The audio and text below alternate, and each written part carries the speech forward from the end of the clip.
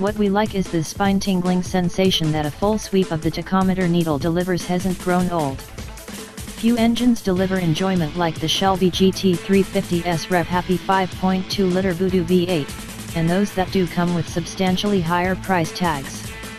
The shifter navigates through the gates with the precision found in German sports cars engineered in Stuttgart. A few comments in the logbook ask why radio and navigation are even offered, since the exhaust note delivers a melody better than any top 40 hit, and who really cares where you're going? It's easy to get lost down some nowhere roads when a car's chassis dynamics are this superb and an engine this enjoyable.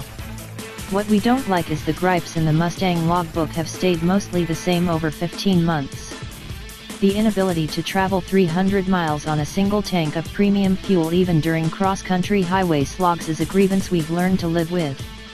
When the Ford is driven hard, a tank drains quicker than a keg in a frat house.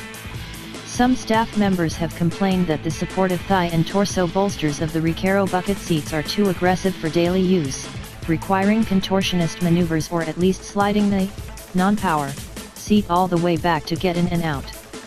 The once warm and fuzzy micro-suede steering wheel, soiled over time with hand care products and sweat, now resembles a beat-up piece of old leather, confirming our suspicions that, when used as a steering wheel wrap, the material isn't cut out for longevity. What went wrong is our 5.2-liter Voodoo's thirst for 5W50 synthetic oil continues, amassing a combined total of 18 quarts over 36,000 miles. That's one every 2,000 miles. Far short of the oil change interval.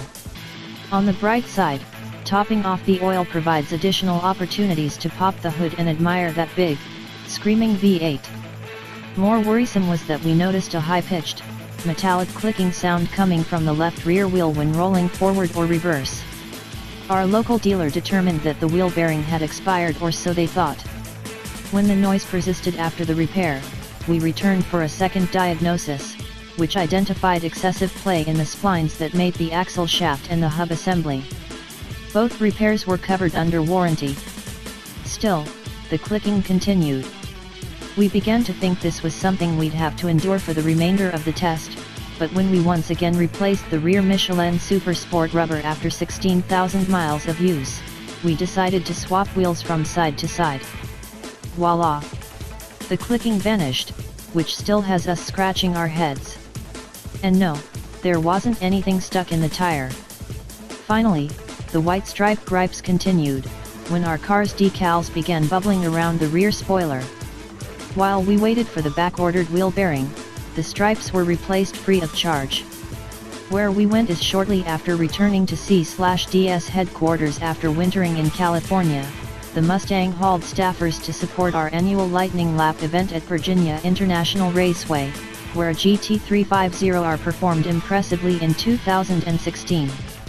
The detours around construction along I-77 led us right to where this track-bred steed deserved an honest flogging, the tight and twisty roads of the Appalachians. Since then, the Mustang has stayed near home except for weekend getaways to Chicago and to Michigan's Upper Peninsula. With just a few thousand miles to go, our beloved Mustang is nearing completion. As sad as that makes us, we're also running low on oil.